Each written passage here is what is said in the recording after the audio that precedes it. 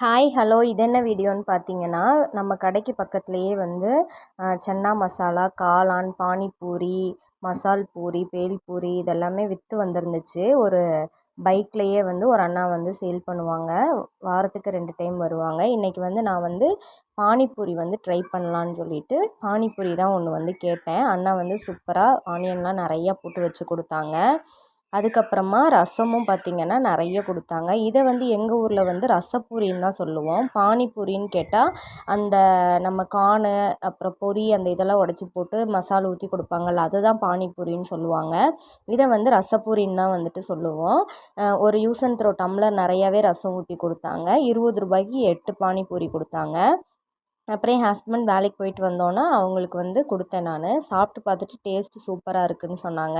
அப்படியே எனக்கும் ஒரு பூரியில் ரசம் ஊற்றி அப்படியே கொடுத்தாங்க. நானும் சாப்பிட்டு பார்த்தேன். உண்மையாலுமே டேஸ்ட்டு சூப்பராக இருந்துச்சு.